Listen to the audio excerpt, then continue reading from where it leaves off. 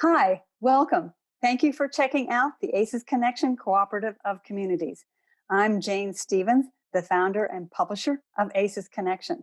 I'm glad you stopped in for a quick tour of our cooperative. First, a little background. At Asus Connection, we support people, organizations, systems, and communities to accelerate the use of adverse child experiences science to solve our most intractable problems. We provide ACES initiatives with a free community site on acesconnection.com and with guidelines and mapping and tracking tools to measure progress. We're also the main information hub for the ACES movement. We help communities launch and grow their ACES initiatives or integrate ACES science into their existing initiatives. Our goal is for every person, family, organization, system, and community to integrate healing-centered practices based on ACES science. We think practices such as these should be like electricity. We only notice it when it's not there. While ACES initiatives continue to join ACES Connection to use our free services, there are a growing number of ACES initiatives that are ready for more sophisticated tools and services. So for you, we created the ACES Connection Cooperative of Communities. Note that nothing on acesconnection.com changes. Everything you see there now remains and remains free. ACES initiatives who are ready to join the Cooperative of Communities will receive a Community Resilience Tracker. This is a fabulous tool that lets communities monitor the trauma-informed and ACES-related activities of their member organizations, as well as track trends in community health indicators by sector or system. This tool is really amazing. Samantha Sanjanito, our data guru, will give you more information about the tracker in a moment. The second benefit for initiatives who join are affiliate-only webinars on topics that affiliates request. Virtual pop-up think tanks. These are rapid convenings via video conferencing on hot topics within the greater ACES Connection community. A fiscal pass-through service will come sometime later in 2020. This service allows ACES Connection to accept funds on your behalf and funnel them directly to your initiative. We'll also be providing leadership support and training and a jobs bank. Affiliates pay $5,000 a year to participate.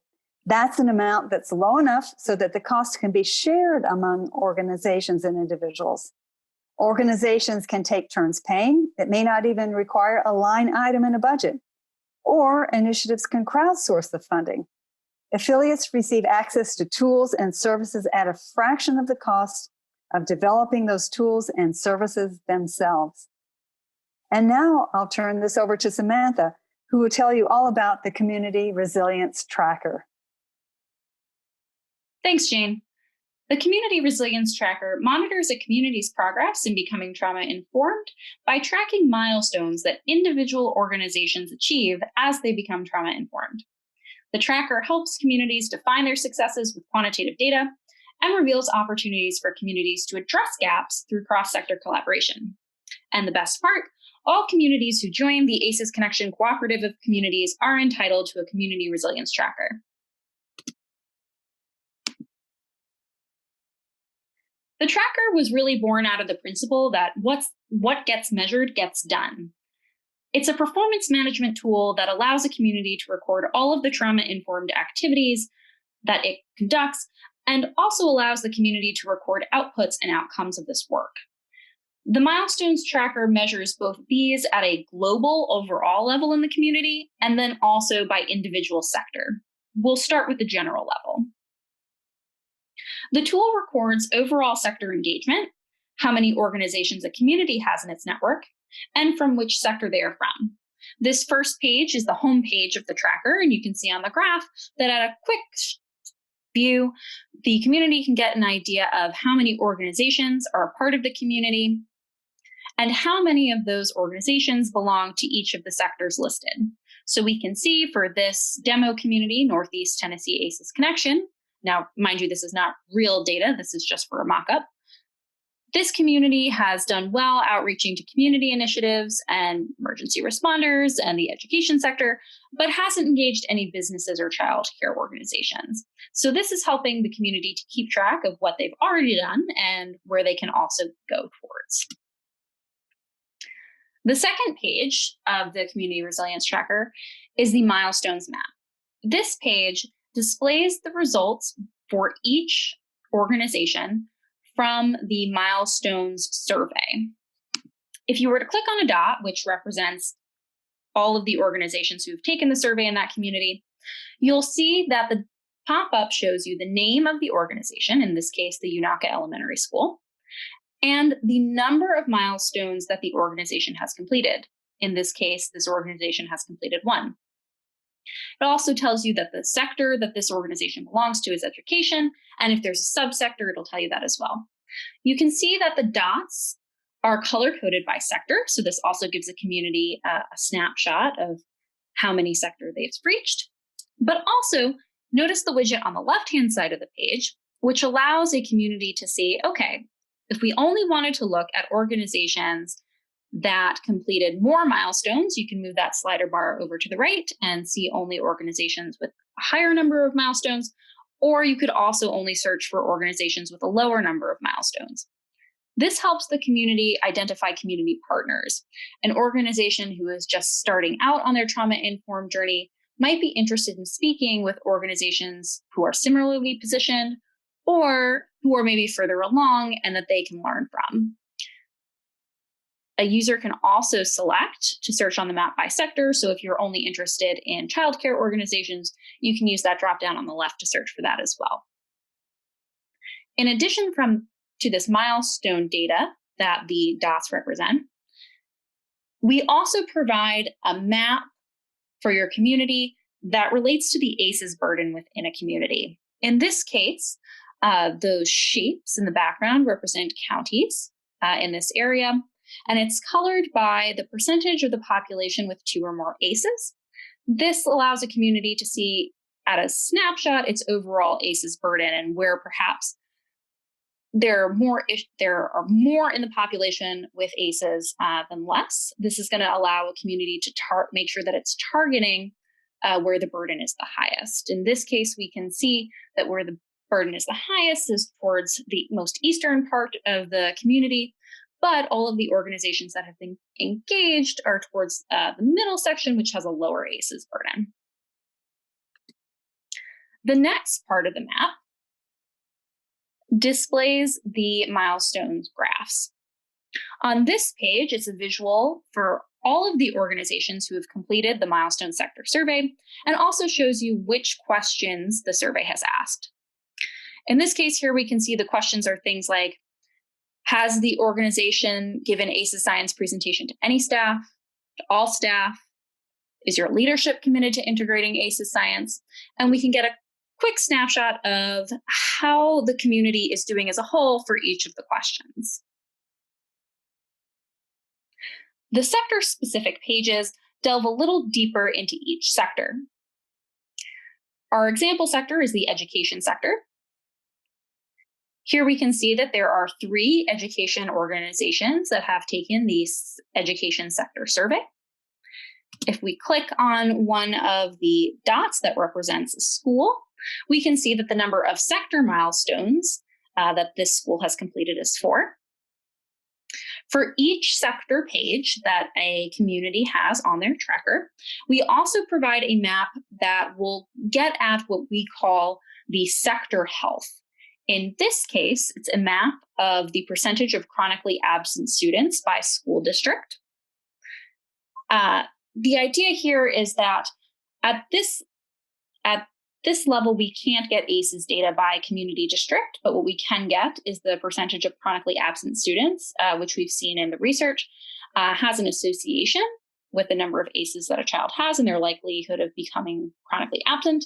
So what we're doing is we're finding another metric that can get at the same issue, the health of this community, how children are doing in this community, and overlaying it with where your organizations are that have been engaged in your ACEs Connection Community Initiative, with the same goal of urging the community to invest in reaching out to organizations that are where the burden is the highest. We also make a series of graphs for the sector surveys as well. So here we can see that in the education sector survey for this community, they asked questions about, does your organization practice restorative justice? Have they created cross-sector partnerships? Do they provide self-care to teachers and staff? And do they teach mindfulness to students? As well as what percentage of discipline cases use restorative justice, and what percentage of teachers are trained in trauma-informed methods. These are not the only questions that can be asked in the sector survey. But importantly for the sector survey, we want all of our communities to answer at least the same baseline questions. And then we're happy to alter this survey in order to add additional questions that the community is interested in asking. This provides a really important benefit to the cooperative as a whole. By conducting these surveys, we're allowed to figure out what are the emerging best practices as our communities come up with it. For example, on every single sector survey, there is a question that asks you, is there anything you are doing at your organization to address ACEs that we have not asked about on this survey? So by doing that, we're going to find out what organizations are doing to address ACEs as they begin doing it, so that we can then turn around and share this information with our wider cooperative.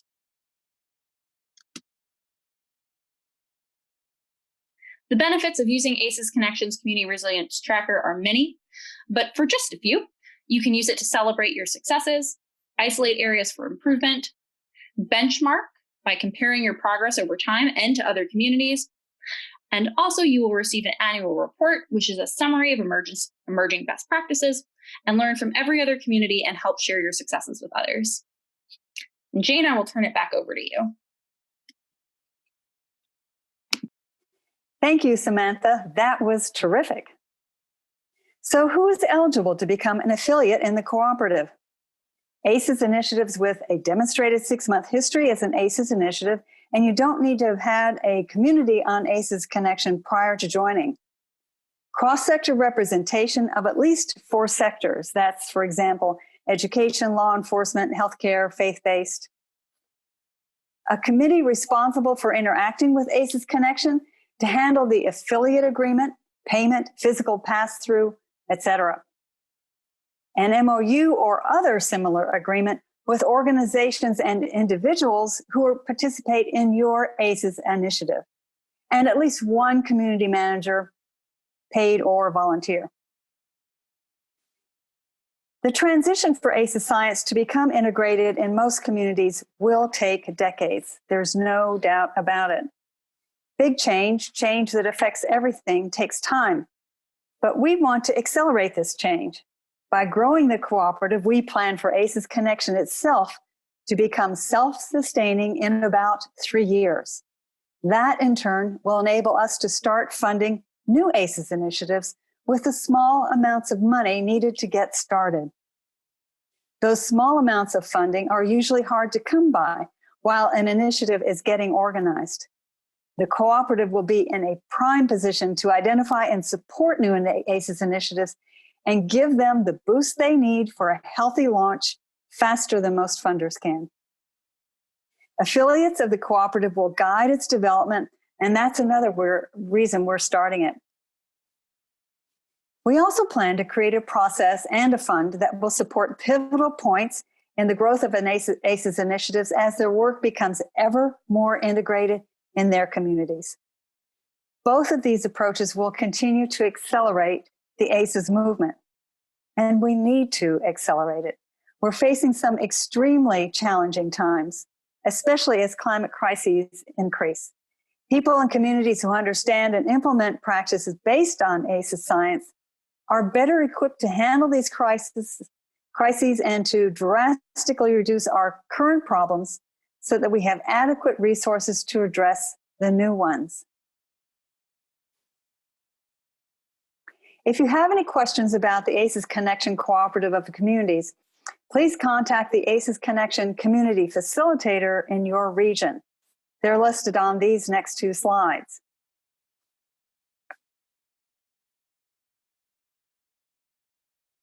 Thank you so much for your interest, and we hope to talk with you soon.